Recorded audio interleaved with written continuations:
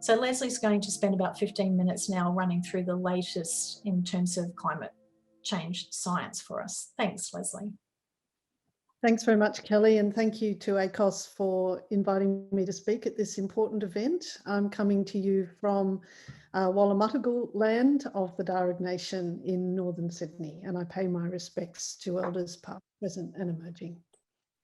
I'm going to share my screen now. Let's hope it all works.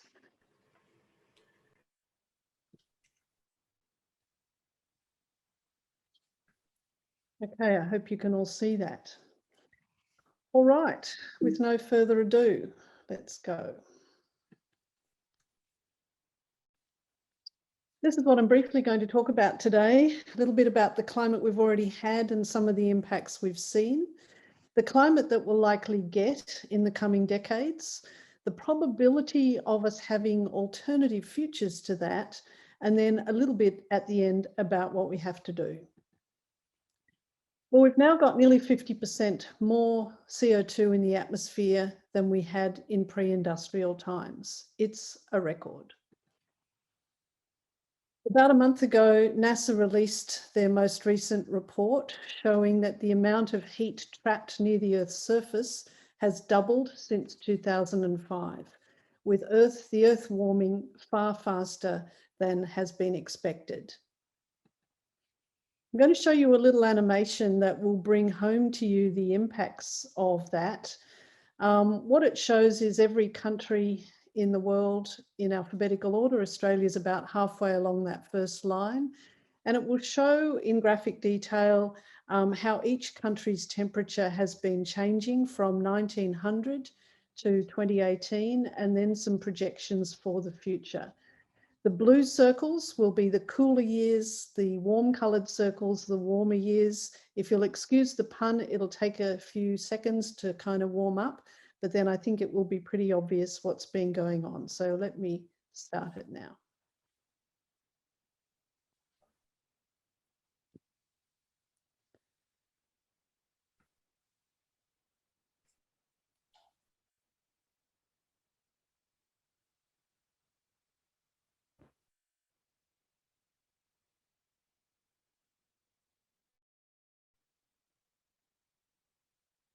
So that's where we were in 2018.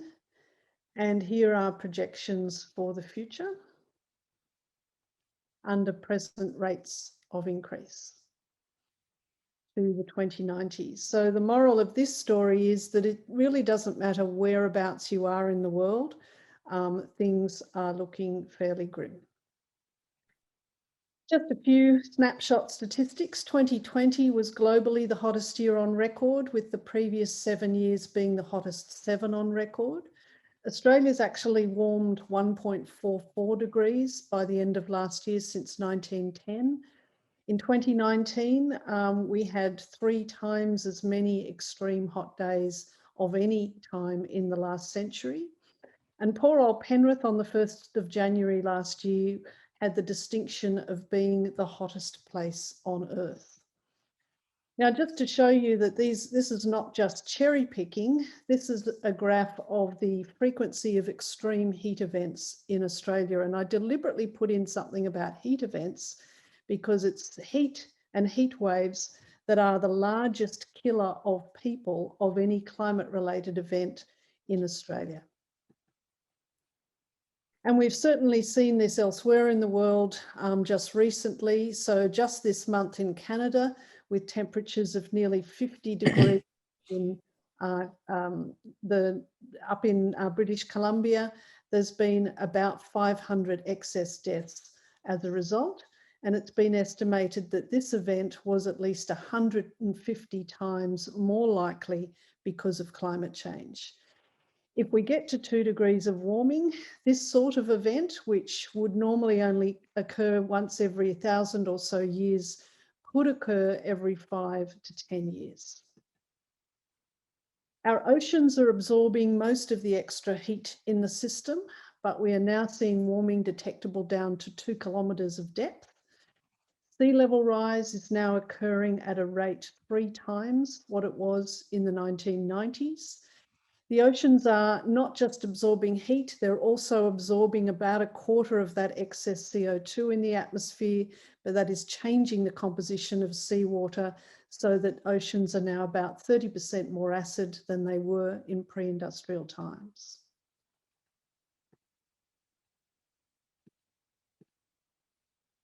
Storms are getting more intense, cyclone intensity is increasing, and there's now serious talk amongst climate scientists for the need of a Category 6 cyclone designation. Our water cycle is said to be intensifying. That is, on average, dry areas are tending to become drier and more drought-stricken.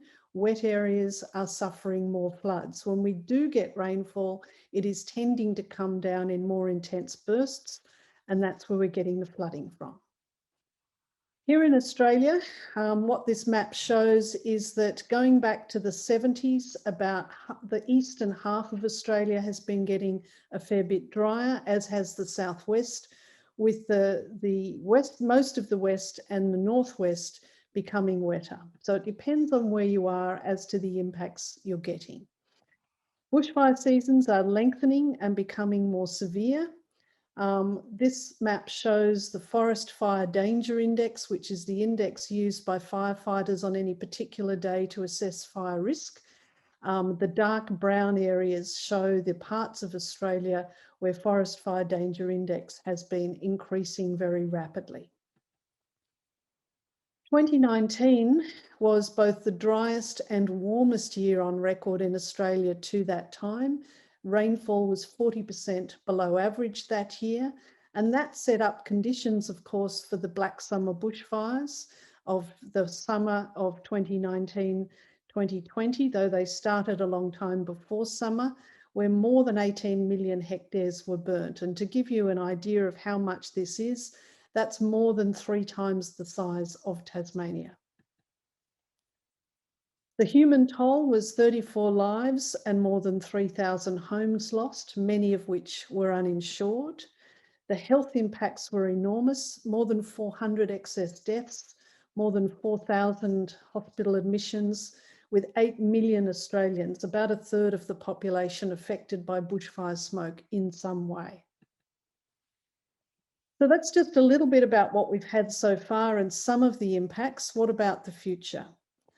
Well, if we look at both the observed and projected trajectory of temperatures, what we can see is that global average temperature continues to rise and is accelerating.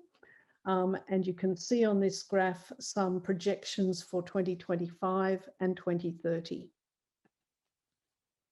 And that means more of the same: more bushfires, more coral bleaching, more storms, floods, and more droughts. Basically, a continued increase in the frequency and severity of extreme events. And coming back to that question of extreme heat, by mid-century, 50-degree days in many of our capital cities could be relatively common. And of course, the coasts will still be cooler than the inland. So this is particularly significant for remote regional communities, which will potentially get even hotter than that. So what about Paris? What are we doing internationally? Well, as I'm sure most of you will know, the aim of the Paris Climate Agreement, which is an incredibly important international agreement, is to keep global temperatures to well below 2 degrees above pre-industrial levels, with an aspiration to stay below 1.5 degrees. Unfortunately, the pledges of the signatories to Paris thus far, even if met 100% and on time, would lead to probably a 3 degrees of warming. And this will be catastrophic. So if we look at this graph here, what has been described as outright chaos with 3 degrees, and if we go even hotter than that at 4 degrees, to be incompatible with an organised global community. So what do we have to do? Well, we know what we have to do because of this little nifty algorithm called the carbon budget, which basically translates the amount of carbon in the atmosphere into temperatures. And we can use it to look at how likely we are to meet the Paris climate targets. So will we meet the 1.5 degree target? Well, with current emission rates at about 11.5 gigatons of carbon per annum, the existing carbon budget, that is the budget that we can still spend, will be fully spent 2.5 years from now to stay below 1.5 degrees. Meeting that target would therefore require a 5-fold increase in our Paris pledges globally and their successful implementation on time. If we do the same calculation for the 2-degree target, we know that the carbon budget to stay below 2 degrees will be fully spent in about 9.5 years from now, which would mean a 3-fold increase in the level of ambition.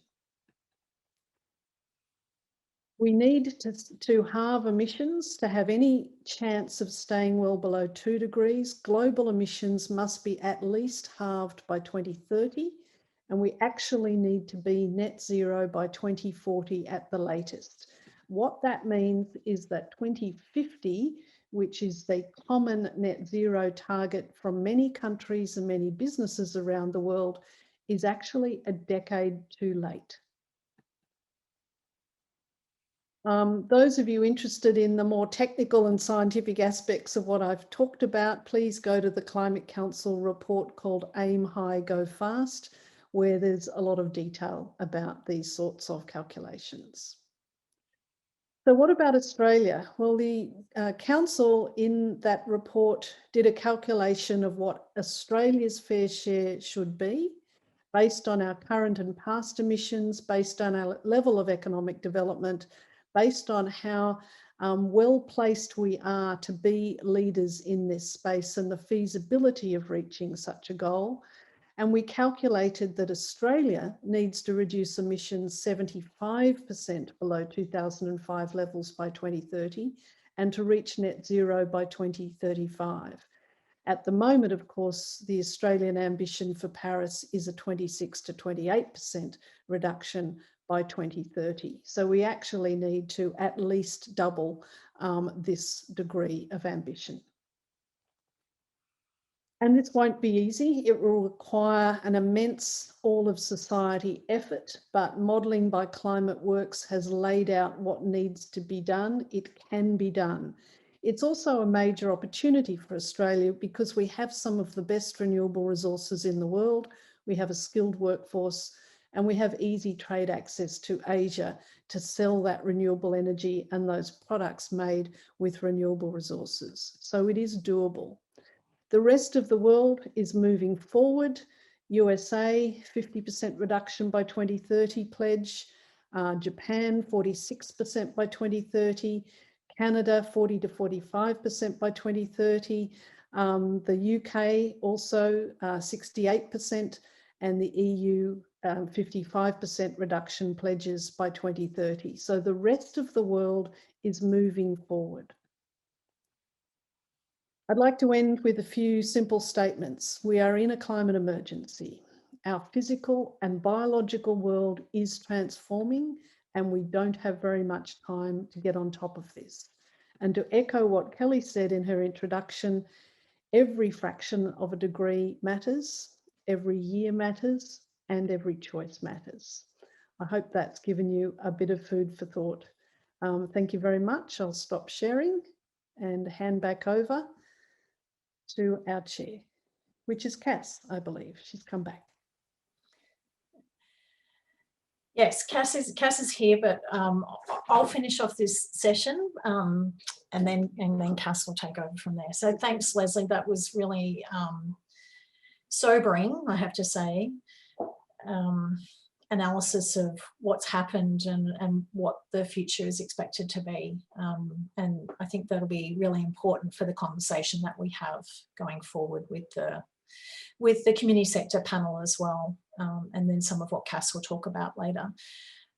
We'll let audience do Q&As, and just a reminder, if you do have a question for Leslie, to put it in the Q&A function. But first we'll hear from Jeremy, and then we'll do the Q&As after we've heard from Jeremy, so we can have both Leslie and Jeremy answer questions. So I'd like to introduce Professor Jeremy Moss, who's a Professor of Political Philosophy at the University of New South Wales, Sydney.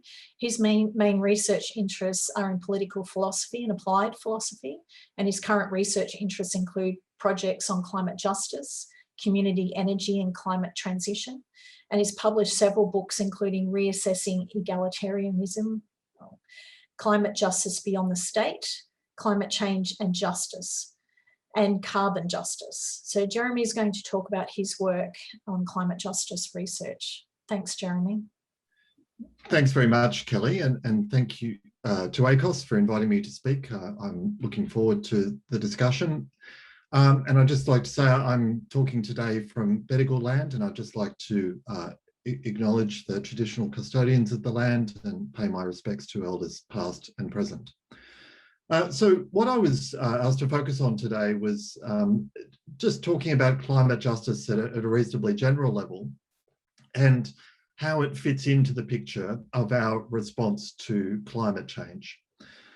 And I'd like to begin by noting that really, in essence, why we care, or a big reason why we care about climate change, is for climate justice related reasons. So we care about the changing of the climate for the obvious reason that if it continues to change in the way that it is, then it will have disastrous impacts, as Leslie has outlined, on things that matter, on us, on the environment, on entities that exist in the environment. And that's a fundamentally justice-related reason to care about the situation we're in. But I'd further like to note that there's two kind of justice issues, if you like, that are relevant to talking about climate change. The first one is the kind of brute injustice to which we're all subject in different ways through encountering the kinds of events that Leslie was talking about, the increased frequency and severity of heat waves, of droughts, of floods, of cyclones. All those kind of events that are climate related have clearly very bad and often disastrous impacts on people, particularly disadvantaged people, and that's obviously a justice issue. But what I'd like to talk about more today is the kind of justice issue that comes from our response to climate change. Because to some degree, we have less control over the events that are happening now, although we can prevent them getting worse. But what we do, or ought to have control over, is our response to climate change. And the kind of thing that I'm thinking of here is that we as a society, and indeed as a civilization, we have to spend vast amounts of money responding to climate change. We have to demand sacrifices from people here and in other parts of the world.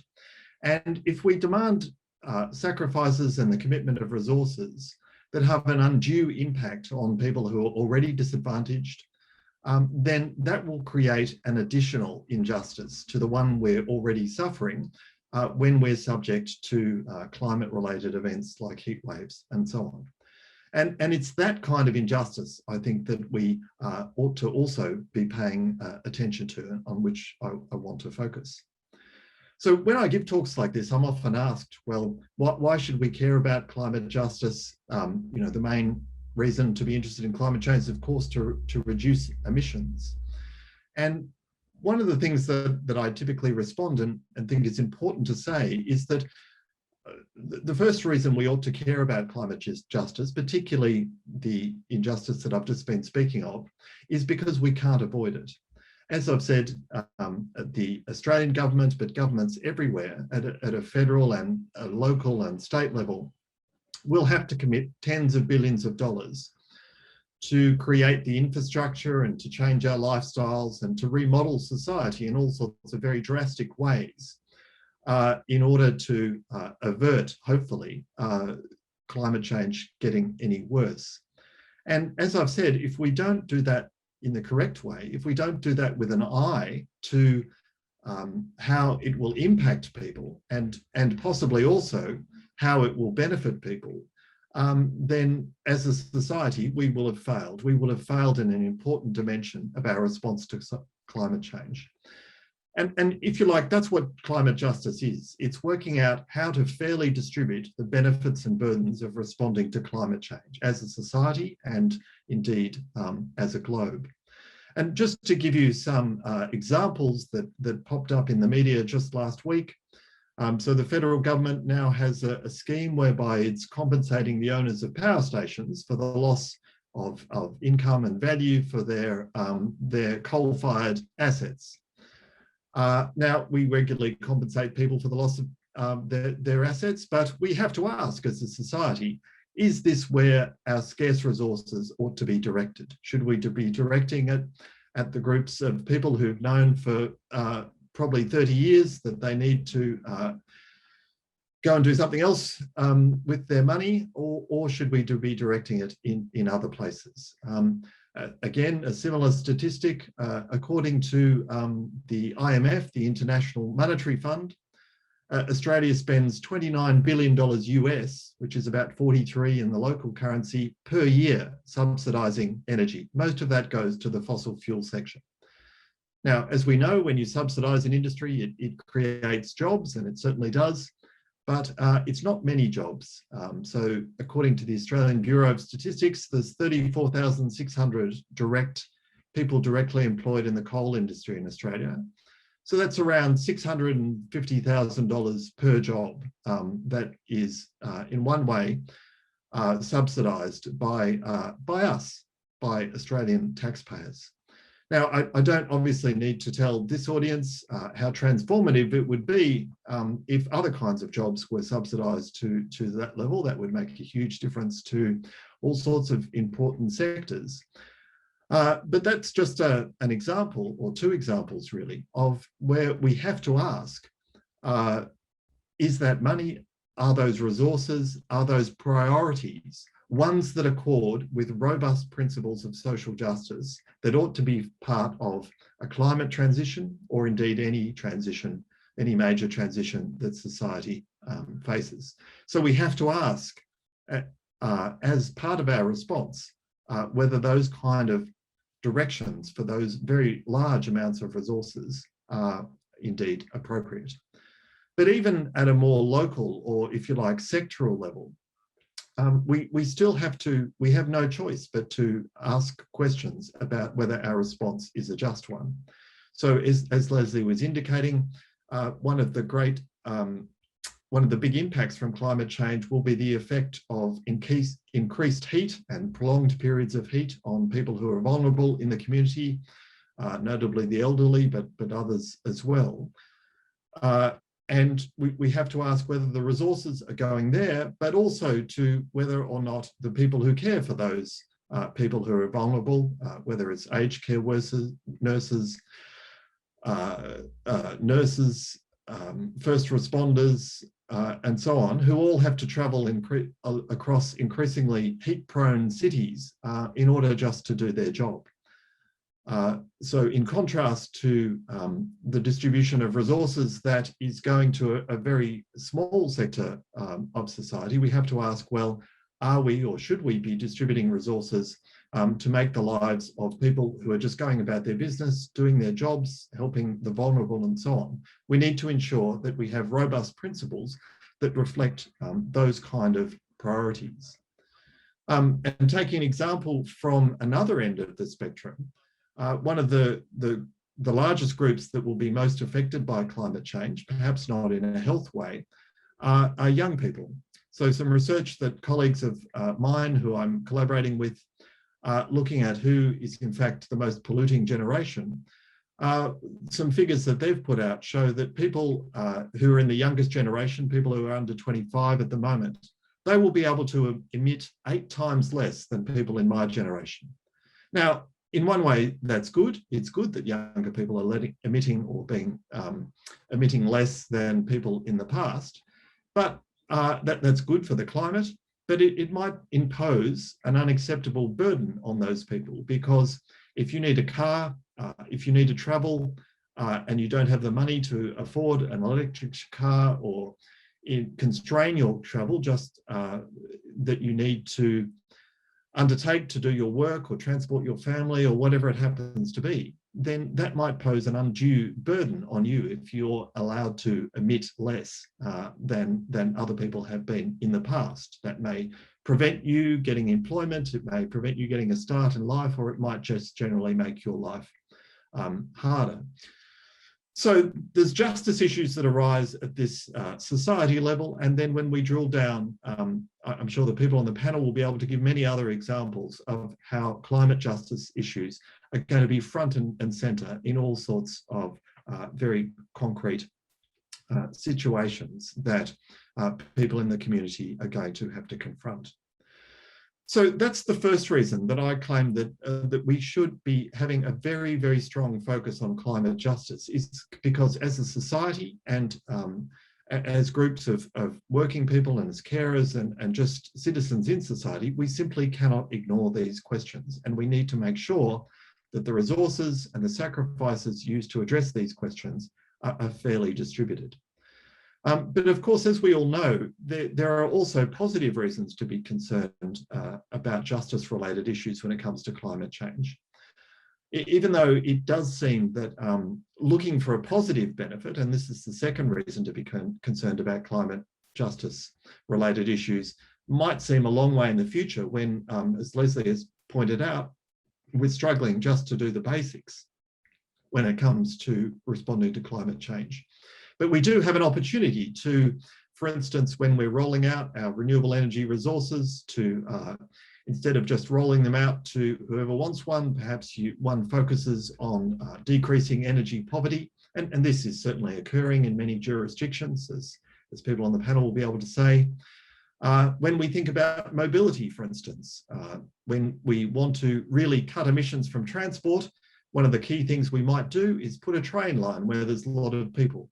But if we also want to have better health outcomes, such as decreasing obesity, we might put them in areas where people need to be more active, which will result in saving less emissions, but having better health outcomes. And we need to think about how much we're prepared to pay for those kind of additional benefits to mitigation. The same is true for buildings.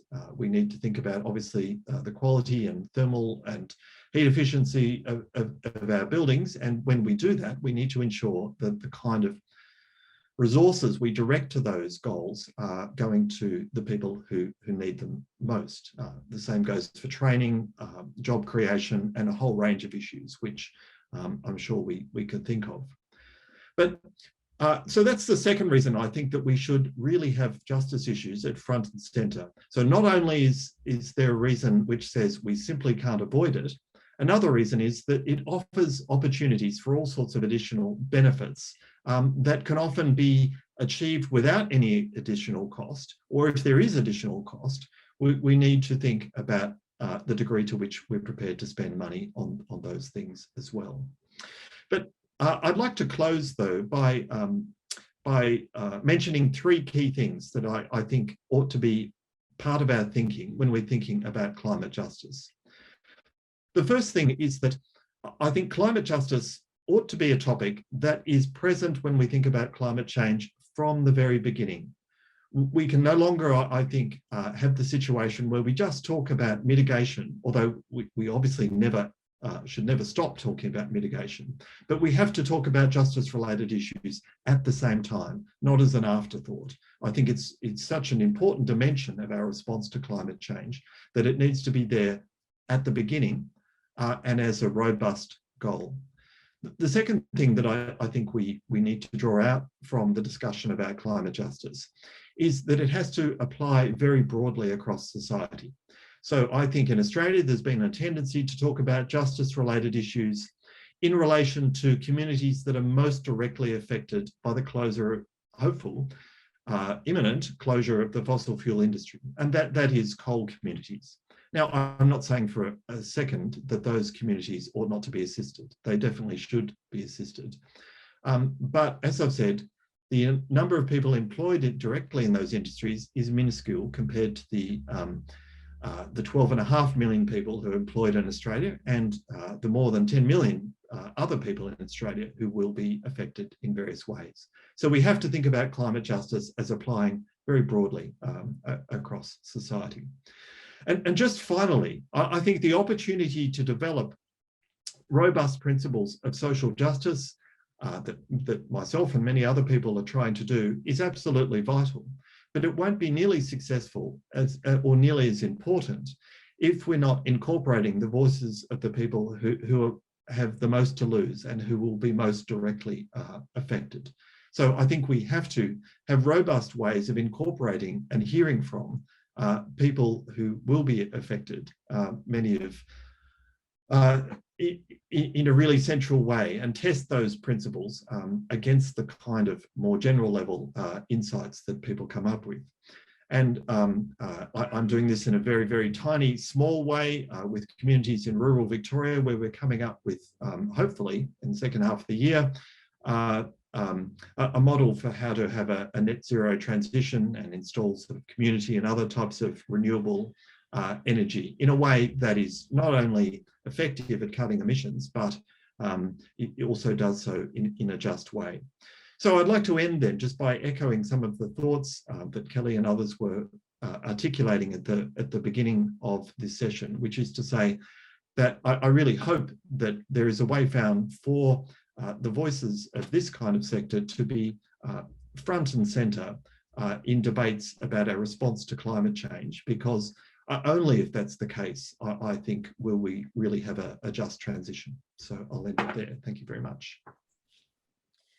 Thanks, Jeremy. Really appreciate those words. And I think the three principles you outlined at the end are extremely important. Certainly 3 principles that ACOS and many of our members articulate as well. And, you know, perhaps should give a shout out at the moment to Zali Steggall, who's been trying to get through a climate change bill as private members bill through Parliament, which actually does have those 3 principles built into it. And I know ACOS and members participated in the committee, and also some suggested amendments, especially to ensure that the justice fairness framework was embedded in it more clearly. It was there, but you know, we wanted it more clearly. And in particular, that last principle about making sure we engage with the most impacted community, I think is really important. And just to let people know that the last week, every 5 years, the government has to respond to the international community on human rights, how we're doing it against our obligations on human rights. For the first time, the UN community, the NGO community actually put climate change on the agenda as part of a human rights issue. And the government has responded to some of the recommendations in that and has said that they will engage with people in affected areas. So I think that's something that we need to grab hold of and take back to the government in terms of them actually demonstrating that they are engaging more with impacted people. So it's a great point. Thanks, Jeremy. So we've got about 10 minutes for some Q&A. There's only one question in the Q&A at the moment, which is to Leslie. And I actually also have a question for you, Leslie. It's a tricky one that I often get asked, and I'm going to put you on the spot to have a go at answering this as well. So I'll give you my question and the one in the Q&A to maybe answer at the same time. And then if anyone has a question for Jeremy, please put it in the Q&A function now. So my tricky question, Leslie, you know, you certainly outlined that Australia needs to do a lot more, significantly reduce its emissions. And those targets that you outlined, you know, to most people would seem extremely ambitious. You know, it's a decade. And the question I often get asked is, does Australia really have to do that? We're only a small player on the international stage. What happens if Australia doesn't act in the manner that you've outlined? How important is it? So that's my question. And then in the Q&A, there's a question about explaining the different future effects of increasing moisture heat versus just increasing dry heat. So if you can also do that very science one as well, that'd be lovely. Thanks, Kelly. Let me go to your first one. Look, the question of what does it matter for Australia it goes to the sort of, it's a moral question as much as anything else. Our politicians are very fond, and you'll hear it all the time, saying, well, Australia is only 1.3% of global emissions. What we do won't matter. That's only the emissions that we burn at home. But neither climate nor emissions have boundaries or borders. When you consider the amount of fossil fuels that we actually dig up and export to be burnt somewhere else, we're actually the second largest exporter of fossil fuels in the world. And if we take that into account, we are the 5th largest emitter of greenhouse gases in the world. So from that perspective, what Australia does absolutely matters. It's not just what we do at home, but it's what we dig up at home and sell somewhere else. So from that perspective, we have a moral obligation, but we also have a moral obligation in that we can afford to make these changes, and we have the capacity to make these changes. As I said in my talk, you know, we have a skilled workforce. We have one of the best renewable energy resources in the form of solar and wind of anywhere in the world. We have the technology to harness those. We have the ability to manufacture goods from renewable resources, build a hydrogen economy, et cetera, et cetera. So not only do we have, in my view, a moral obligation to be a leader, we also have the capacity. And then thirdly, and most pragmatically, we have to also think about what will happen to Australian trade and economy if we don't do that. And, you know, organisations like the EU and the UK and the US are serious in saying, well, if you don't do it voluntarily, if you don't come up with a decent climate policy on your own, we will force you because we will impose carbon tariffs on all of your traded goods. So one way or the other, whether it be morally, practically, or being forced into it, we're going to have to change. So it would be better, I think, to be a leader and lead that change rather than be forced into it. And we are constantly embarrassed on the world stage. The most recent being the latest UN report on how well countries are meeting the Sustainable Development Goals has now put Australia last on the list of about 150 nations. Last year we were second last, ahead of, I think, Brunei. And this year we're last. I mean, there is no excuse for this. So that would be my long answer to your tricky question. In terms of Bill's question in the chat, look, I'm not a climatologist, so I don't think my answer would be very satisfactory, but it's asking about the differences in future moist heat versus dry heat. Most of the climate projections, in fact, all of the temperature projections that I know of are just heat. It doesn't distinguish between moist and dry heat because modelling changes in humidity is very, very difficult. But what we do know is that the human body doesn't cool down very well in 100% humidity because you don't get evaporative cooling from the skin surface. So if we do have moist heat, it actually is tougher on the body than dry heat. One of the reasons we know people do die during heat waves is when we get the situation where the nighttime temperatures don't cool down, there's an accumulated heat load on the human body, which is actually really, really dangerous. So it's not really a very technical response to that question, but I actually don't think the modelling is sufficiently sophisticated to really distinguish. I hope that goes part of the way.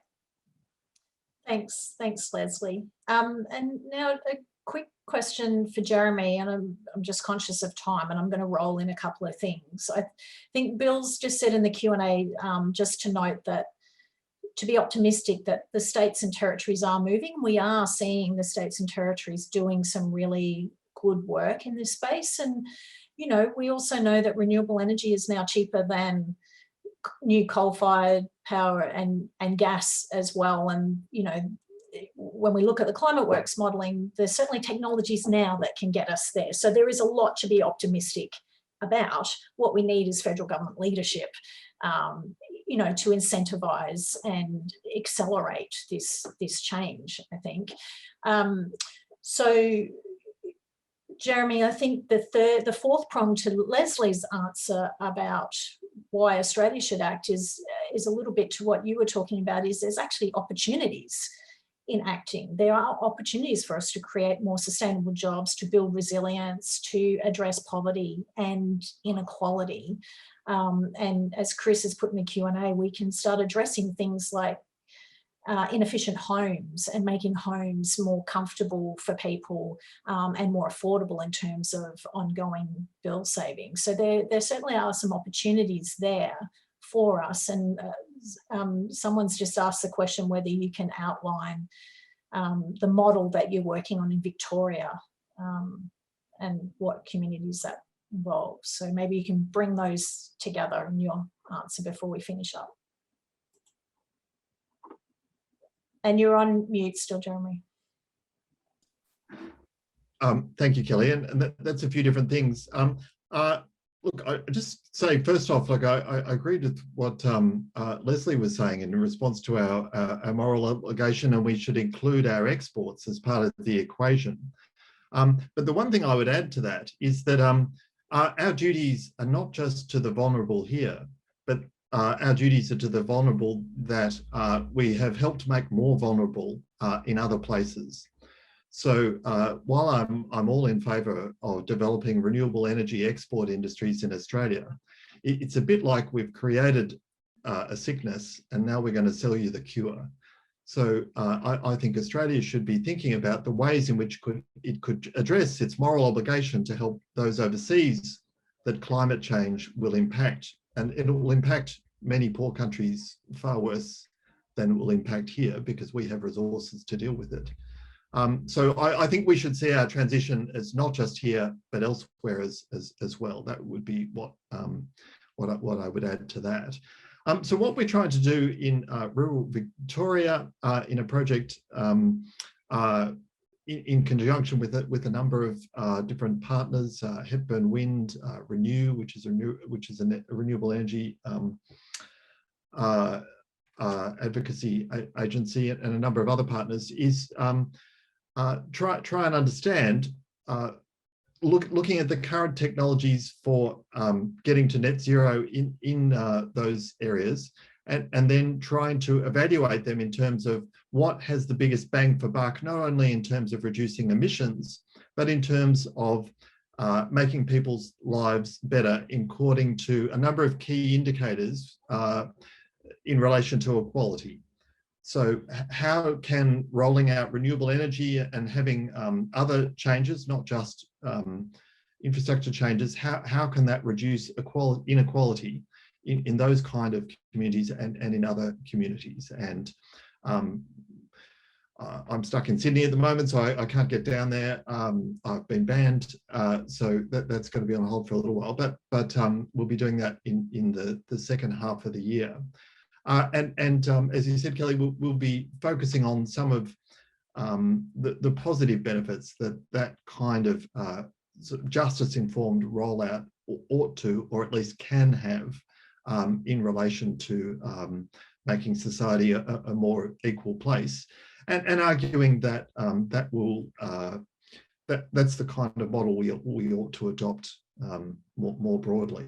And I'd just like to say that, you know, the positive benefits are actually quite large and quite broad. And so, you know, the obvious things are saving people money, giving people more resources and so on. But it's also introducing a greater sense of control over a key aspect of your life and a greater sense of participation. Now, that doesn't suit everyone. It doesn't suit all communities.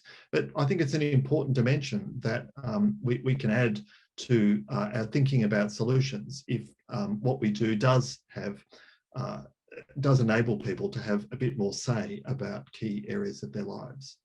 I'm happy to expand on that, but conscious of answering too long. Thanks, Jeremy. It's a very helpful answer. So we're at time now for this session. I'd really like to thank Leslie and Jeremy for your time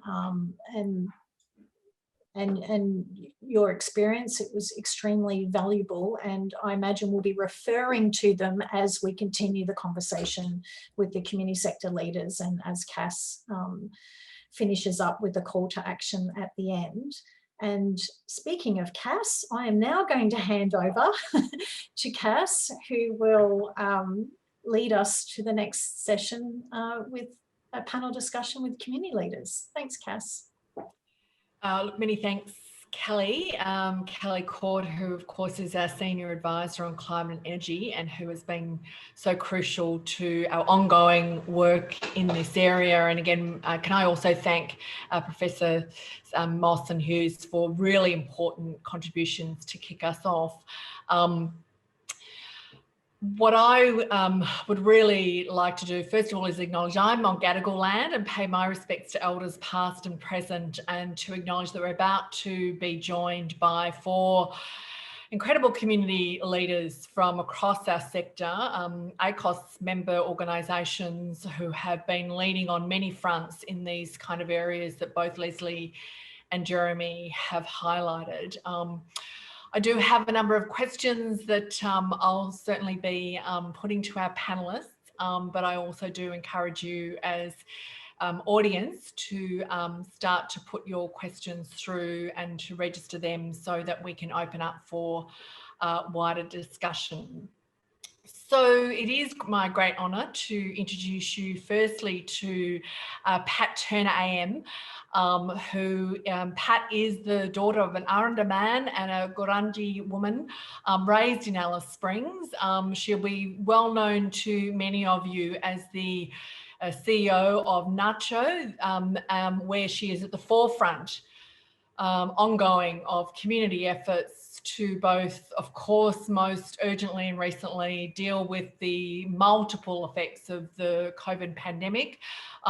She has also been crucial to the Close the Gap agenda in health outcomes for Aboriginal and Torres Strait Islander people. Pat has over 40 years of experience in senior leadership positions in government, business and academia, including being the only Aboriginal person, only woman and longest serving CEO of the Aboriginal and Torres Strait Islander Commission, ATSIC. So Pat is the Coalition of Peaks convener and co-chair of the Joint Council on Closing the Gap, and a very busy woman. So we are very privileged to have you join us today. Pat, a very warm welcome to you. Secondly, can I introduce Lynn Morgaine, who is the Chief Executive of Oxfam Australia. Lynn has spent her career advocating for the rights of structurally disadvantaged people and communities. She is passionate, and I'll vouch for that, about peer-based activism and community mobilisation within the global Oxfam community. And of course, Lynn does bring very much a keen eye on the global picture as well as the domestic.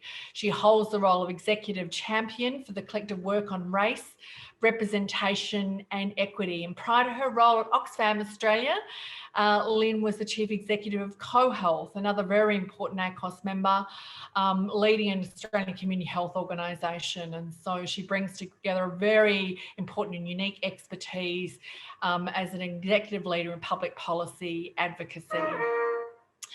So very warm welcome to you, Lynn. Susie Maloney is also joining us. She is Executive Director of the Centre for Just Places at Jesuit Social Services.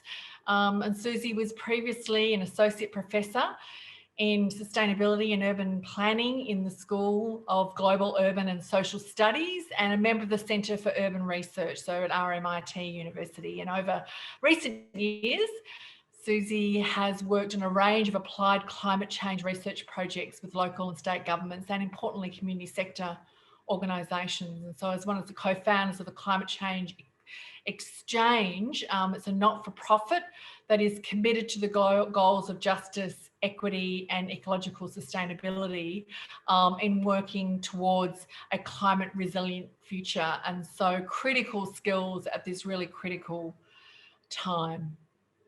So very warm welcome to you, Susie. And last but absolutely not least, very well known to many of you, Gavin Dufty, who is Executive Manager, General Manager of Policy and Research at St Vincent de Paul Society, based in Victoria.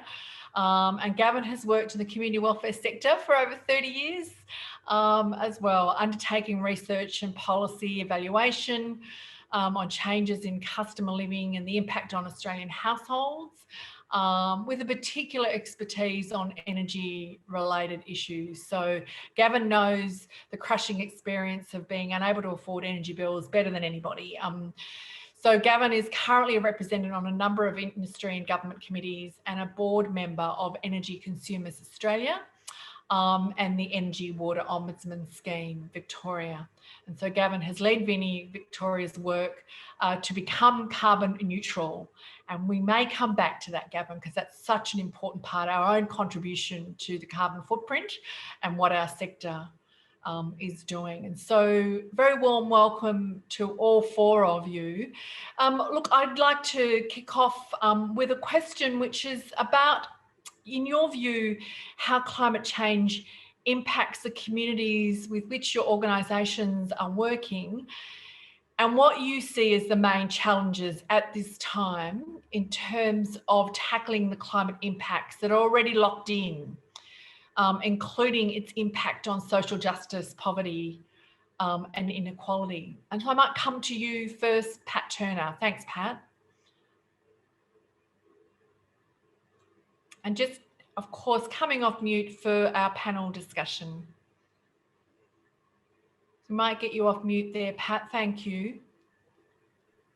Great. Sorry, I thought, yeah, thank you. Thank you very much. Good afternoon, everybody, and it's lovely to be here with you. Fabulous introductory overviews by Leslie and Jeremy. So thank you very much for that. Very challenging and so on. So in terms of Aboriginal and Torres Strait Islander people, like First Nations peoples across the world, we are already feeling the very real impacts of the climate crisis. Aboriginal peoples are being significantly impacted by the frequency and intensity of extreme events, including bushfires, cyclones and drought. But we also face considerable or significant cultural displacement and destruction. In the recent bushfires in New South Wales, we saw many Aboriginal peoples displaced, and we also saw the loss of important cultural sites and cultural artefacts. In the Torres Straits, the Torres Strait Islanders are defending their homes and community infrastructure from rising sea levels, but they are also battling changes to the ocean's acidity and temperature changes, impacting on their food source, cultural activities, and local economies. In our remote mainland communities, our people are living in infrastructure ill-equipped to deal with extreme temperatures, and we are isolated and at greater risk of being cut off from food supplies and other necessities due to increasing floods and extreme events. We are also facing losses of to our cultural activities and local economies derived from our cultural knowledge. For NACCHO and many of our Aboriginal community-controlled health organisations across the country, we are working to address the health and wellbeing issues of our people, which are being amplified by the climate crisis.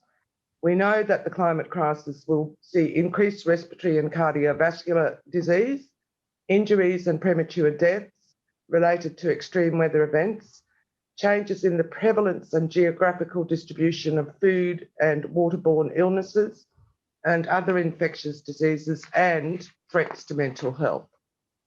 So that's where we're at the moment. Thanks, Cassandra. Thanks, Pat. Lynn, I might come to you next. So do all come off mute at this point. I think we can keep you all off mute. Unless sorry, Cass. Noise. Rookie error, hey. Hi, everyone. Thanks, Leslie. Thanks, Jeremy. Thanks, Pat. All of that has covered much of what I would like to also talk about. I want to acknowledge I'm on Wurundjeri land. So, yeah, I guess in response to the major challenges, I think for Oxfam, we see it a few different ways. The first is really in the urgency, the timing, the fact that the crisis is one right now. That is a change I think all of us psychologically and emotionally are trying to catch up with. And of course, our allies in the environmental sector have been making this point to us for a long time. But I think this is one of the emerging challenges, is to help people to realise that the crisis is now, excuse me, and the response must come now. The thing I think that Jeremy said in a much more detailed and eloquent way than I will is that at the end of the day, not all of us will be affected equally. And that's really the essence of the Oxfam concern. Excuse me, I have a puppy. I am trying to pacify her. I hope I look like I'm juggling. So clearly for us, climate change is what is driving the continuing expansion of global inequality. That remains the key driver of inequality globally and the many terrible impacts that we see. So first and foremost is the impact on communities that we work with, First People, and Pat, your comments are just so true.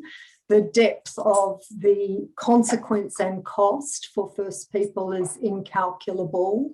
We know that. And we know also that First People are on the front line of trying to keep that coal in the ground, trying to keep gas where it belongs. So from Oxfam's perspective, recognising that leadership and advocacy of First People in this space and supporting First People to defend land and country is a key priority. So we see that Indigenous-led solutions are key to our next steps. That's our understanding and belief, but also thinking more broadly about our neighbours in the Pacific and acknowledging again at the points that were made by both of our earlier speakers and then reinforced by Pat, is that, you know, we're living with very severe impacts now. You know, our neighbours in the Pacific in the last 6 years have been hit by 5 severe tropical cyclones.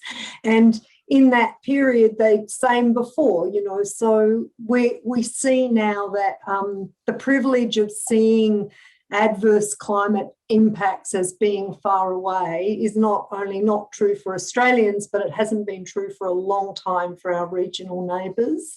You know, Tropical Cyclone Pam affected 80% of the population of Vanuatu and it wiped out 60% of their GDP. You know, Tropical Cyclone Yasa hit Fiji just last year, severely damaging over 8,000 homes. And the Fiji Prime Minister said at the time, this is not normal, this is a climate emergency.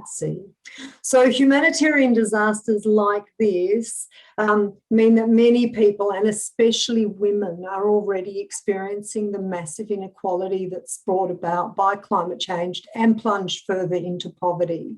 So these are the communities where people are losing access to housing, access to clean water, sanitation and food. And every time we have another event, these impacts are further compounded. So I guess what we're seeing at Oxfam is that climate change is dramatically impacting our capacity to deliver humanitarian support. It's increasingly both the cause of humanitarian events, but equally we need climate-based responses if we want to address those. So, you know, from an Oxfam perspective, climate change drives and frames every part of our work. That is now inescapable. We know that damage to climate will drive a great deal of our work into the future. We recently, some of you may have seen, we're talking about world hunger in the last couple of days and the increase in, you know, tens of millions of people into near famine-like conditions. And what we see that is that it's driven largely by conflict, but the conflict is driven almost always by scarcity of resources and threats to livelihood that have occurred both in the pandemic, but also as a consequence of the social and economic downstream impacts. Yeah, so I'll leave it there, Cass, as a framing, but just to say, you know, Oxfam has always been on about poverty, always been on about inequality, but I think the thing that has become clearer and clearer is that climate change represents the single most urgent priority, and therefore we need to ensure, you've got some good questions, I guess, to talk about as collectively about good things we're doing, and we can talk about that too, but I think coming to grips with the fact that this is now, and there probably is no bigger issue. Thanks, Lynn. And I think that's, you know, of course, the way that Pat, you know, you're very sharp bringing that picture from the ground, and also Lynn, you know, globally, is why we're here. That is why we are all here. So, and Susie, with the really, you know, fantastic background that you've got and coming into Jesuit Social Services and this work, do you want to just speak a bit about also your perspective about the impacts and the scale of what we're dealing with here? Yeah, look, thanks so much for inviting me along to this panel. It's great to be here, and fantastic speakers so far. And I'd just like to acknowledge that I'm living and working on Wurundjeri land. I guess just before I kind of talk a bit about some of the impacts that we're looking at, just a little bit of context around Jesuit Social Services. So, you know, Jesuit Social Services has been working for over 40 years with a wide range of communities in different parts of the country, including the Northern Territory, Western Sydney, and across communities in Victoria and particularly Greater Melbourne. And in all of these locations, we work with the most marginalised communities, those who are intersecting with the justice system, young people and older people with complex needs, First Nations communities, asylum seekers and migrant communities, and those seeking employment and good quality housing. So this has always been a focus of Jesuit Social Services, and that the Centre for Just Places that I'm now leading, and really only sort of has been initiated at the beginning of this year. That was set up with some funding from Gandel Philanthropy and the Victorian government, and it was set up to develop an ongoing program of research, action and advocacy focusing on the intersection of social inequality and disadvantage and ecological justice. And so it's about how places and communities are being impacted, but importantly that community-led place-based approaches are so important in addressing many of the challenges that we're talking about here. And so while we take a place-based approach to understanding the challenges we're talking about, including the impacts of climate change on the ground, we also understand the systems and institutional practices that need to be understood, revealed, and changed. And I think we'll be addressing some of those as part of this conversation. So I guess just a point about our mission around ecological justice, and that's been something that Jesuit Social Services has talked about for about a decade. And that includes the challenge of climate change, and sort of to echo Jeremy's key points around how we understand climate change and putting justice at the heart of the issue is very much what we're on about, and it's very much been part of my previous work at RMIT.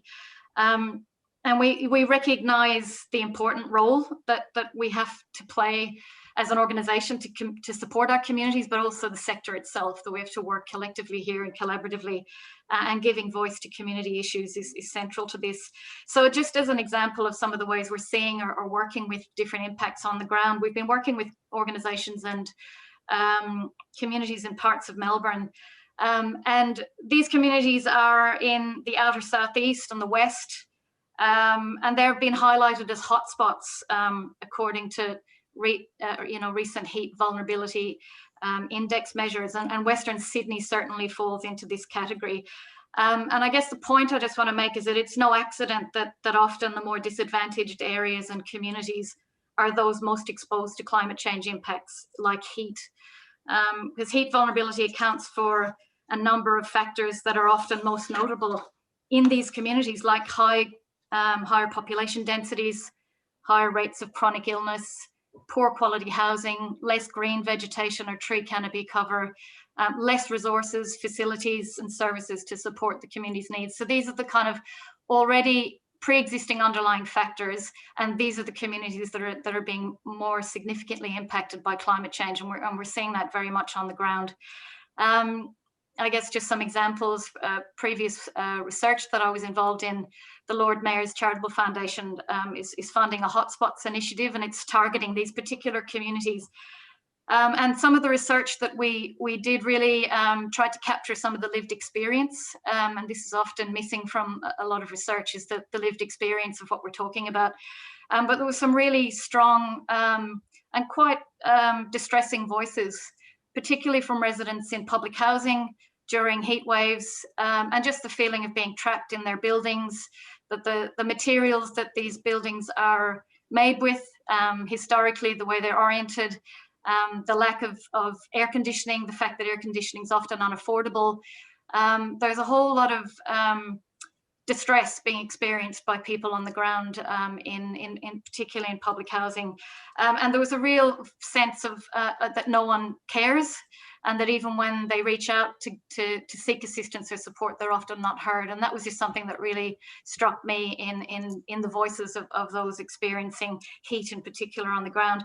And I guess just one final point on how we're seeing climate change impacting and playing out on the ground, and the challenges that we think we need to really focus on. A key focus for us is on the community services sector, and that itself, it is at risk of climate change. And the capacity, and Lynn's mentioned that already in terms of the capacity to deliver services and emergency response and aid is a key factor here. The capacity to deliver services and provide resources to those communities most at risk is then impacting those communities themselves. There's a flow-on effect. If services can't be provided, then this will exacerbate need on the ground. So we see a real need to strengthen the capacity of the community services sector, and organisationally, in terms of the resources organisations need, the climate literacy that's required to build understandings within CSOs, it is really important, and key to that is working in partnership with other organisations like state and local governments. This has to be a cross-sectoral effort. It's not just the sector alone. Thanks, Susie. And I suppose as a case example, really, Gavin, in terms of talking both to the impacts for communities, but also touching on the impacts on Vinnie's itself. Yeah. So yeah, definitely. Thanks, Cass. And I'd just like to acknowledge I'm on Wurundjeri land down here in Victoria. Over a bit of an insight over the last 12 months, the direct impact we've seen. We've seen it on communities. So we've seen it for the fires out in Mallacoota. We've seen it in floods in Latrobe Valley. We've seen it in the weather event that we saw up in the Dandenongs, where people were without power for like 2 weeks. And there's still a couple of sites that aren't back on yet. And we've also had a drought, and we've been providing assistance to farmers that were impacted by drought in the northwest. All of that with the COVID overlay, which was quite challenging. On a day-to-day basis, through our emergency relief and other welfare supports, we see particular impacts on older people and people with disabilities. Where we end up paying bills because they need to manage their environment so it's climate controlled in particular ways, so they get stung with high bills. Others don't have the appliances, which was mentioned before, so we'll end up going and purchasing appliances and putting them in so they do have a comfortable place to live. And it also impacts upon our volunteer base. We do have an older volunteer population, which makes it difficult for them to do home visits, which is our outreach program. That's how we deliver a lot of our services. So it does impact the ability to deliver services in particular times and particular ways. Also, just as an aside, I was looking at our retail turnover. We don't take any government money at my part of the organisation, so we rely solely on our retail, all the op shops, and thanks to shopping there. On the hot days, the extreme weather event days, we actually don't make any sales. Nobody goes out. So it has an impact on us economically as well. So it's quite multifaceted. And I think it does create a lot of challenges for the organisation moving forward about how we can continue what we do. So there's a resilience capability question in here that sort of needs to be lifted up. And that has impacts for governments. I mean, because what we do, they don't pay for, but it has a huge supports. So, you know, this could come back to bite them in the backside. Gavin, do you want to just, you've touched on it a little bit, but it would be great to hear about the specific initiatives. I mean, both Leslie and Jeremy and all of us want to seize this agenda in a way that says we can do this. Yep. And we actually can present a better future for people if we do this together. And actually the opportunities are far more exciting than if we stay in a place of fear and denial. So tell us the good stuff that you've been doing on that front. Okay, yeah, well, things you do in COVID. January last year or whenever it was, we were given an opportunity with some of our community leaders through part of the CEO Sleep Out to go on a climate active journey. Would you like to be climate active, carbon neutral? And we said, yes. So we did that. We went through that. We got accreditation for climate active for service, the first community-based organisation to get that particular accreditation. So we went through our whole supply chain. So if you drop off clothes to a Vinnie's bin, or we come and pick up your furniture from your house, from that point right through to the sale point, it's all the emissions have been accounted for, all our services, the emissions have been calculated. We then, on top of that, got some offsets, because we needed offsets. And this was our first iteration. And not all offsets are equal. We had to craft the offsets so they had a social justice outcome. So we had some First Nations savanna burning in the NT, and some local community projects in the Philippines and India, which were creating employment for impoverished communities. So one of the things we tried to do is we don't use the word climate justice. I'm not saying you shouldn't use it, but for us, we tried to link everything back to our social justice platform. There was concern internally within the organisation that we were hijacking the organisation and turning it into an environmental group, and we're not. So we were careful about linking it back to the vision and mission of the organisation, so it was not foreign. I think that was one of the key learnings there. After getting that accreditation and getting our offsets, we then made a pledge, a commitment, which you can see up on the Climate Active Network, to do more. So with that, we've just gone back to market for a power purchasing agreement for 1.6 to 1.8 megawatts of solar on our assets in Victoria, with options for batteries. And we're now moving into our vehicle fleet. We're basically a logistic company, so vehicle emissions are quite big for us. So we're going to electric hybrids, and very difficult to source now with COVID. So there's a bit of a challenge there that's COVID thrown in, ultimately to go to all electric. So we believe that we will be, with all those assets, actually climate neutral without any offsets, which is our plan at the end of the day. But I think the key in moving forward is if an organisation like Vinnie's can do it, anyone can do it. So there's no excuse not to. But I think the key is about getting the senior exec and the boards on. And that was about crafting the conversation in a way that appealed to their key mission and vision, so they didn't see that it was anything different than what they should have been doing anyway. Thanks, Gavin. Pat, I've been out in the last period in the context of the debate about vaccines, the pandemic, continuously saying community is the solution, not the problem. Community leaders are at the forefront of designing what we're capable of doing and demanding a seat at those tables. In this context, do you also want to talk about some of the positive initiatives that you are leading, that members of yours are also driving in terms of response? Pat, just getting you off mute again. There she is. Sorry, thanks. Thanks. Do you mean in relation to COVID or in relation to? In relation to climate and climate justice and the social justice issues associated with climate.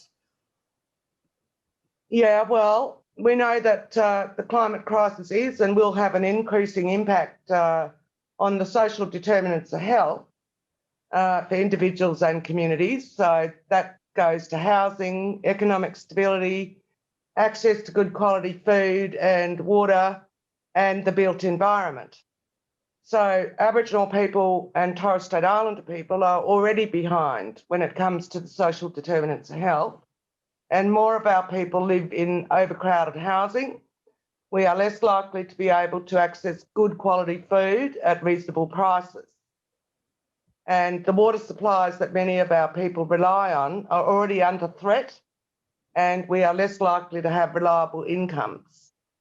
So what this means is that our people are starting from a place of less resilience than many other Australians to be able to respond to the effects of the climate crisis.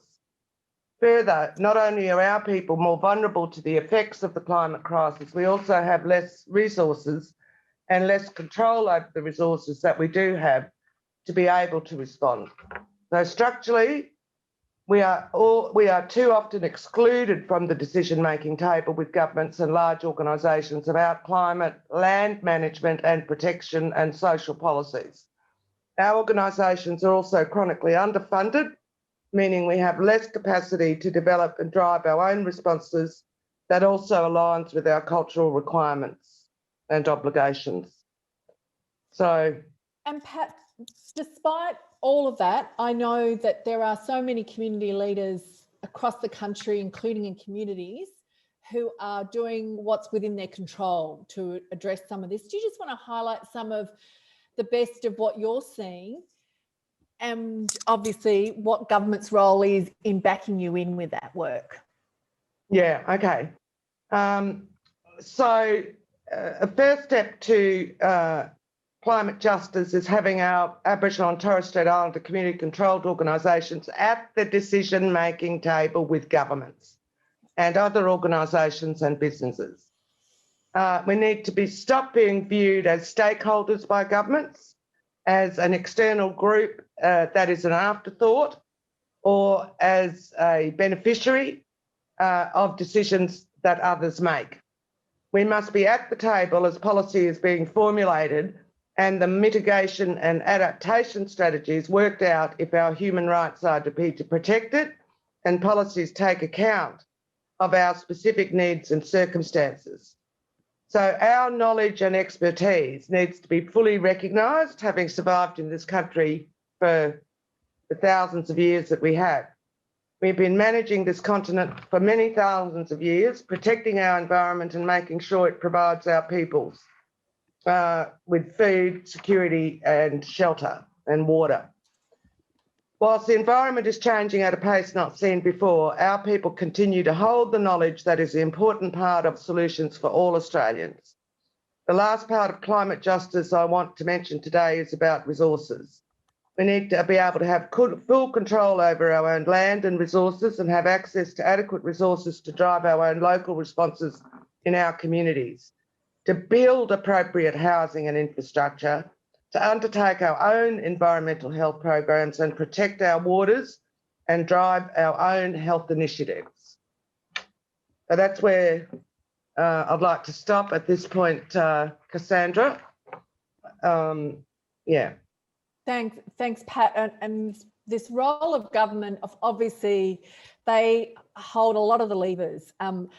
Lynn or Susie, in terms of, you know, what we know we're capable of doing, what is happening that's positive, do you just want to speak to some of what you're seeing and again touch, as Pat has done, about what we need from government to unleash that even further?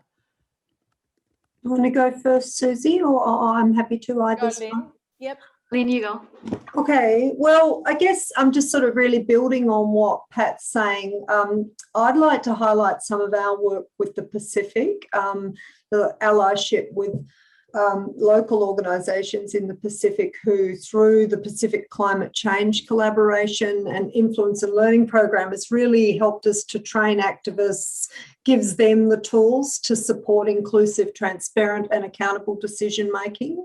So this program was really developed to support community groups to drive grassroots organising and action in the Pacific, and has been in response to continued climate impacts, as I spoke about.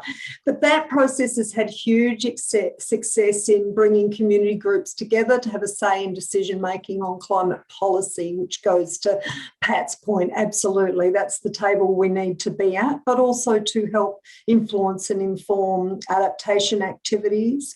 I think, again, you know, we've seen a lot of establishment across the Pacific of organisations like the Vanuatu Climate Action Network and the Solomon Islands Action Network. So we know that communities are ready and mobilised to influence. I think what we're seeing, though, and it's true here in Australia as well, is that when we do that organising at a grassroots level, it lets us scale voice in incredible ways, so that the voices of individual farmers, individual communities, individual fisher folk can find their way to very high level, multilateral, international, global conversations. And this is key to that incredible sort sort of transformation that is both required, Cass, but which we are in. We are in a period of transformation. Communities are coming to grips with the enormity of what needs to be done. But I think, to go to your point, we are mobilising really effectively. For us, the goal there is to access climate finance. To go back to Jeremy's presentation,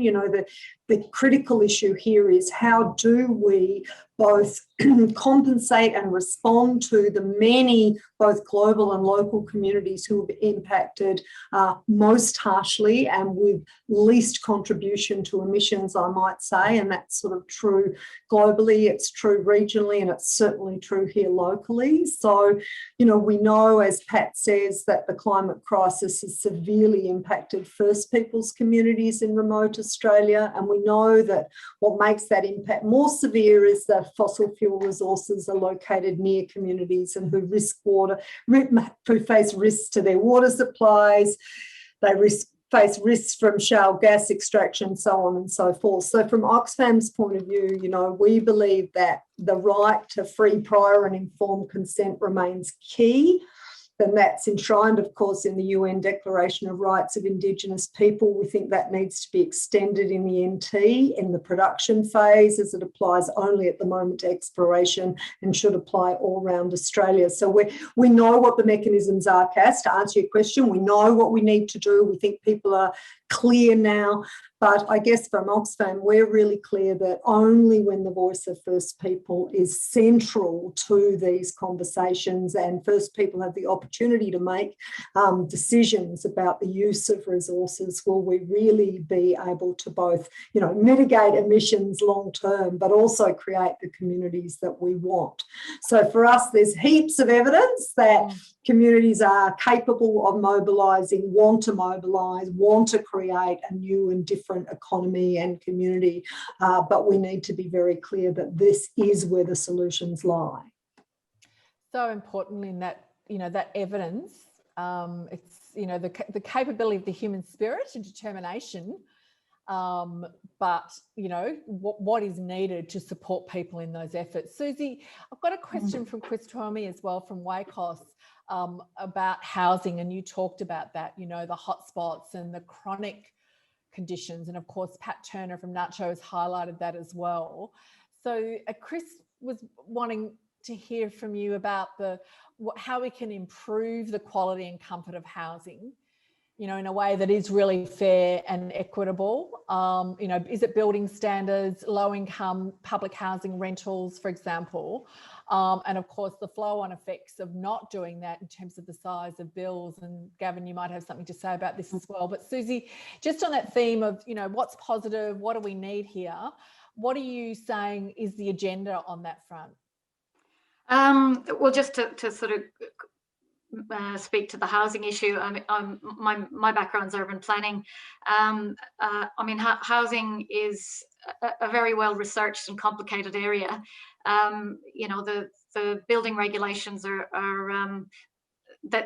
those advocating for more sustainable cities have been trying to push for higher standards in building codes for a long time. So that's certainly an agenda that has to be driven.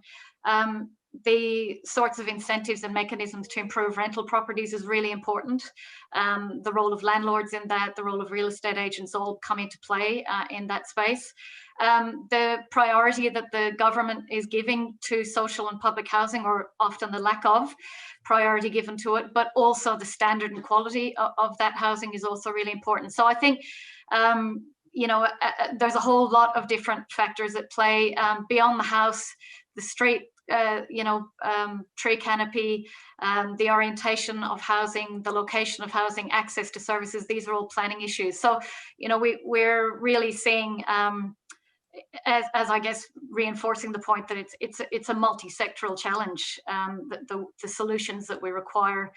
That, I guess, that's just to sort of address the point that Chris was raising. Just to mention some things that Jesuit Social Services is doing, and sort of picking up on that point about evidence and research. I guess the three areas that we're sort of working on are that research and advocacy work, action and sort of demonstration projects, so doing things on the ground with communities. And then capacity building is the third area. So just to mention some of the things we're doing. Susie, Yeah, in the interest yeah, of sure. time, can you focus on one specific example?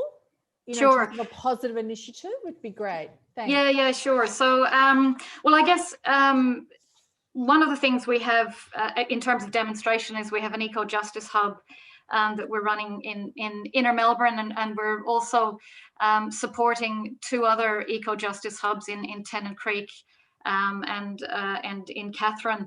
And really, it's about sort of the whole principle of integrating living in a sort of holistic and ecological way, and that's all part of our improved well-being. So for example, the Eco Justice Hub in Brunswick has a permaculture garden. It's got a whole lot of renewable energy technologies. It's got cooking, growing in the garden and cooking classes. There's woodworking classes. There's really tangible hands-on activity that goes on there, and it brings a lot of volunteers in. During COVID, it became activated as a food relief hub when a lot of other services shut down and weren't providing food services. It became a food relief hub, and that sort of generated a whole lot of new connections then with the Moreland community. So there's some really tangible actions going on there, and there's a lot of eco-literacy and training that's going on. Programs that were developed last year through that Eco Justice Hub are now being run out through neighbourhood houses in Victoria is one tangible example. Another example of what we're doing in capacity building terms, have I time to mention it, or do you want to move on? I might just, That's okay. We're starting to get pressed on time. We knew Sure. what was going to happen for us. So just, there is a question about science. Bill Guy has asked, we've seen in the COVID pandemic response, sometimes we're acting based on science and evidence, and yet in this context, of course, it does seem just so much harder. And every time I see a presentation, I go, the science is very, very clear about what is needed here. What do you think is going to be, and I might come to you, Gavin, on this first, and then back to you, Pat, if you about what do you think are the cut-through moments for us? Because the science is so clear, and here we are, we all believe it is urgent. It is on the scale of the COVID pandemic. What do we need to do differently to try and push government to do its bit? I think governments have stopped leading their followers. So I think if we do it, we'll drag them into the space. And that's why the Vinnies have done what they've done. And if they're not going to govern, well, they've just got to follow us, because we're now the leaders. So I'd encourage everybody to do what you can, practical examples, and then take that to your local members and say, well, why haven't you done it? Because I've done it. And rather than, I think by harping them to do something, they use it as a political wedge, which sort of feeds into their agenda, but they won't want to be left behind. So that's my personal view. Thanks, Gavin. Pat, anything you want to add on that? Yeah, I think, just get on with it and do the best we can. But, it comes down to the ballot box, doesn't it? And the trouble in Australia is that when we get to election time, everyone thinks about their hip pocket first, instead of thinking about the society and the sort of future that we want. Sorry to be so judgmental about it, but that's how I see it. And so, we've got an election coming up. We've got the National Party, who's just absolutely dumped the farmers and now championing themselves as the miners' party, which should be a big indication for those of us to consider that very carefully in terms of putting back a coalition government. But, I just think that, so I see it at the ballot box, and I hope that Australians wake up to themselves if they really want to make the changes. And there's a lot I could say about the housing issues, because I've been pressing for housing for help, which includes climate safe houses.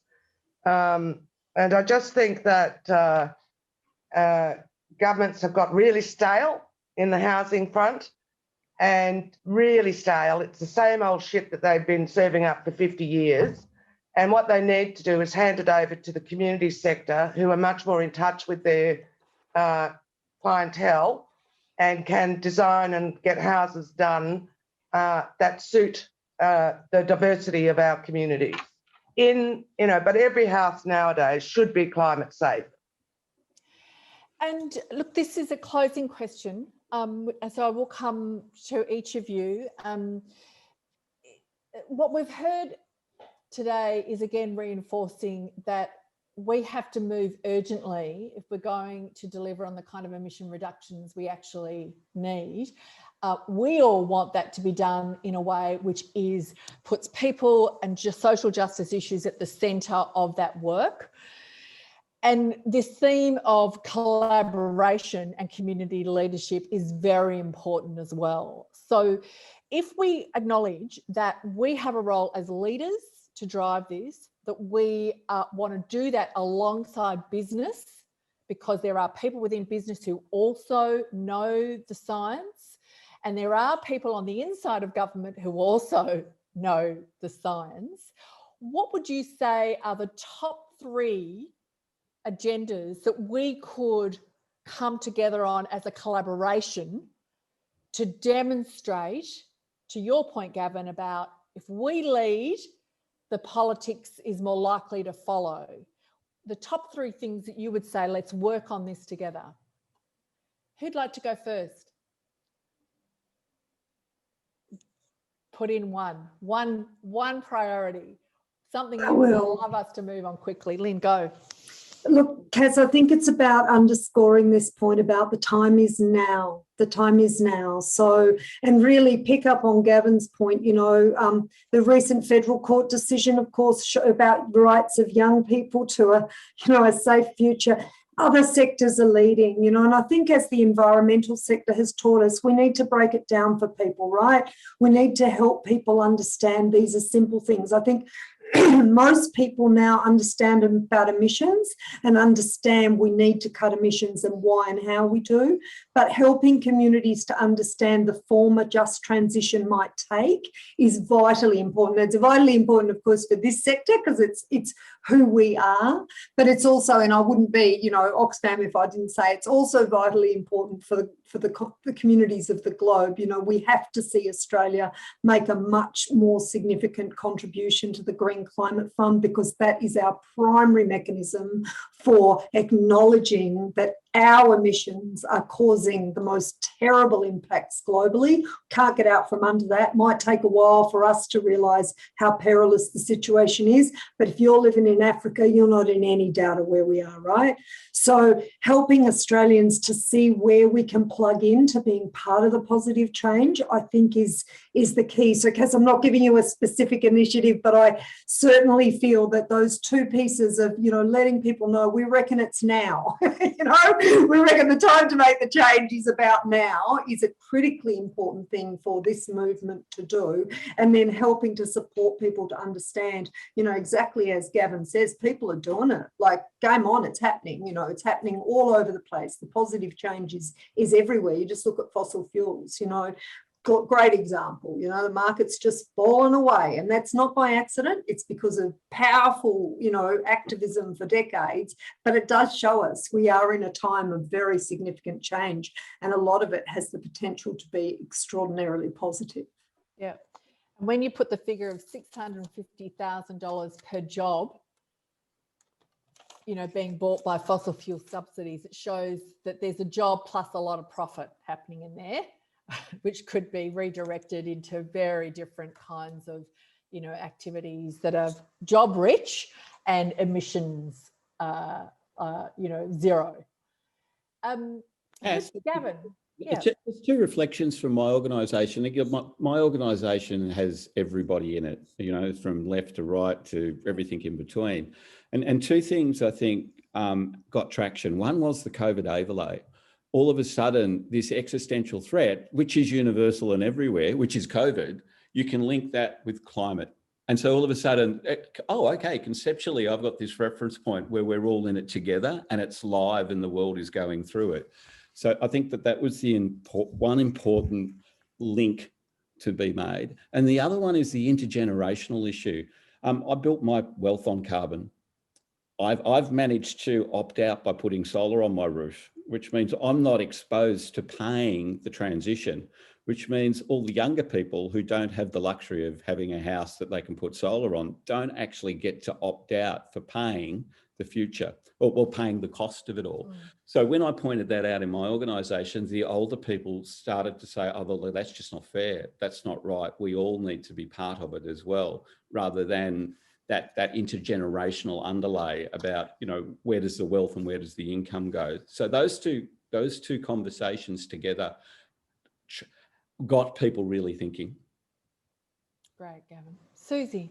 Yeah, look, I think a lot's been said. I think, notwithstanding the obvious point about stronger leadership on mitigation and national efforts, I guess just the point to make about what role this particular sector can and ought to be playing. I think it's gets back to the point that Jeremy made about making justice central to the conversations. And I think we can't take for granted that while it's commonplace for that topic to be talked about here in this forum, it's not always the case out in the wider climate change discussion. So I think that's a really important role that this sector plays, is the constant emphasis on inequality and justice. And that really then points out the weaknesses in systems like housing and like the way we're planning cities and how we're dumping people in suburbs with no transport. You know, that's a key point. The second key point is really when we think about adaptation, mitigation has that sort of top-down international, national level focus to it. Adaptation focuses attention on communities. It focuses on impacts on the ground. And I think we really need to better understand those stories on the ground, the lived experience, and bring the voices of that experience really to the fore. And that's what captures people's attention. That's what really impacts people. And I think climate change has to be made something that people understand as an everyday lived experience, not something removed that's to do with targets. That's challenging for people. This is about how it's going to impact you now and that you can't avoid it. All of us can't avoid it. So I guess that would be my two key points, really. Great. Thank you, Susie. Very wise as well. And Pat, look, you know, picking up on your theme about, in the end, you know, it is about local people, and changing policy will require a political analysis. And the capacity, what we've seen over this last period for the pandemic, of course, is that if people are confused, fear grows, right? Uncertainty grows, and then the basic instinct is do nothing. And that's not what we can afford to do in the pandemic, and we certainly can't afford to do nothing when it comes to climate change and justice. And so again, what would you say are your priorities for us mobilising on a large scale, and our priority to push at this time with government and beyond government? Well, I think that we need to partner with the youth groups on climate change and make them equal partners, because, you know, I think it's really unfair of how much of the burden these young people are going to take up. The debts from COVID and the fact that you know, all of the things that are impacting on the next generations are so negative, and you know, the climate justice issues that were discussed earlier. I like the way today's presentation was done, with the facts and figures from the science, and then the climate justice, and then the practical community efforts. But I hadn't thought, I mean, I'm always on about justice, but I like the way that's presented, and I think we can do more of that among our own constituencies, that sort of presentation, and get our people talking. So I would like to see us partner much stronger with younger groups of climate activists and do it as a joint effort with them so that we don't miss the areas that they're worried about as well. Thanks. Pat Turner from Nacho, again, extremely insightful, of course, and what really wise views presented from you. And I really want to thank you to be joining us today, given everything else that also is very urgent and pressing. So, and of course to Lynn Mulgane as CEO of Oxfam, Susie Maloney from Jesuit Social Services, and Gavin Dufty from St Vincent de Paul in Victoria.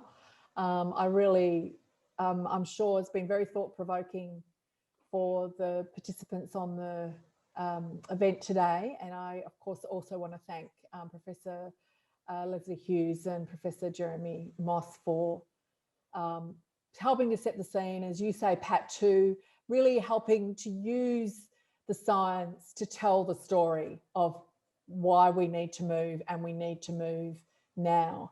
And that is why we brought together this event, having 4 really outstanding community sector leaders in the panel discussion, highlighting to everybody else in the audience and beyond about what we are leading with and what we know needs to be done, that we are deeply informed by science and evidence, and we are wanting to support the positive change that we all know we can deliver here, and that absolutely we get better than anybody, that people who are on very low incomes want to know that their economic security is tied to their social justice, basic human rights, and ultimately climate change is such a crucial part of the opportunities to deliver security and economic security into the future. So big thank you from everybody at ACOS and all of those who are in our virtual audience today.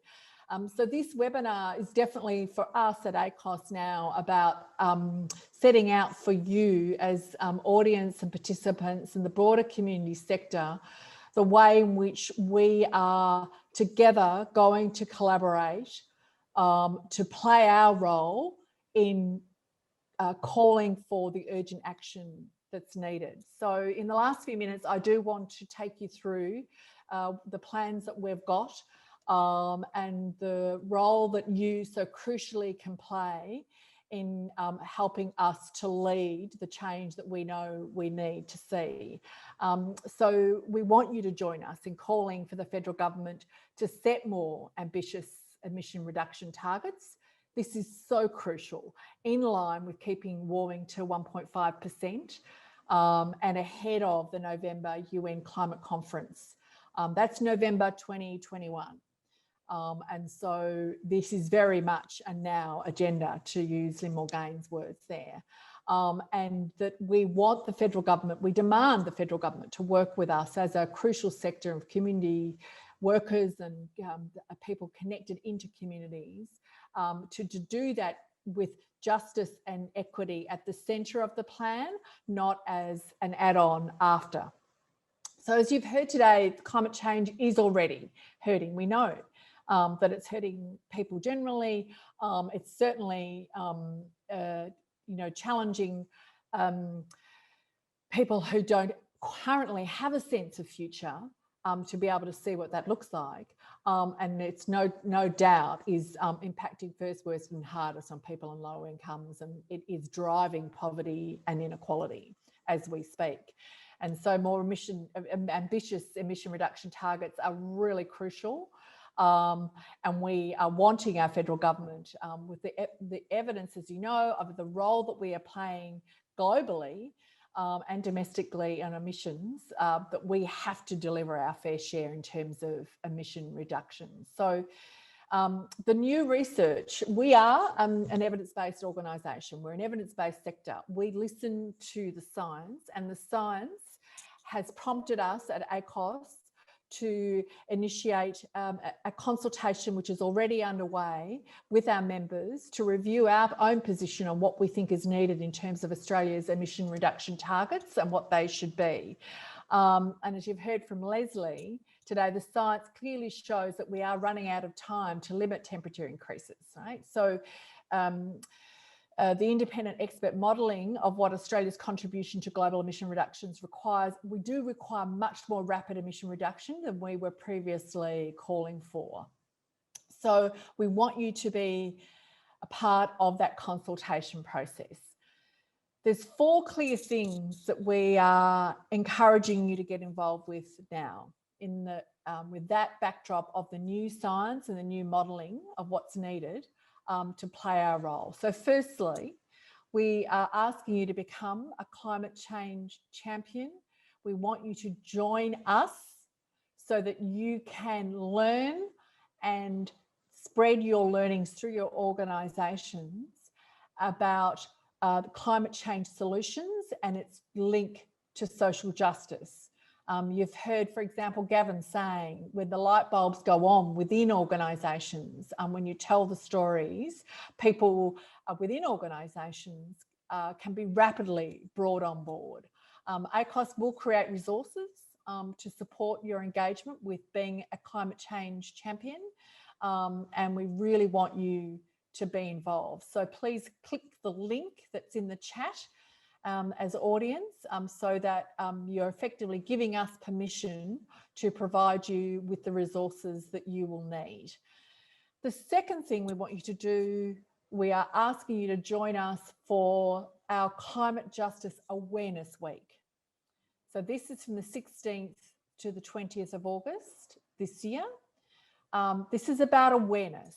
So we are partnering with Better Futures Australia, who are running an online conference from the 17th to the 19th of August, where there will be a showcasing of climate solutions and a facilitating of conversations. So please save the date for that.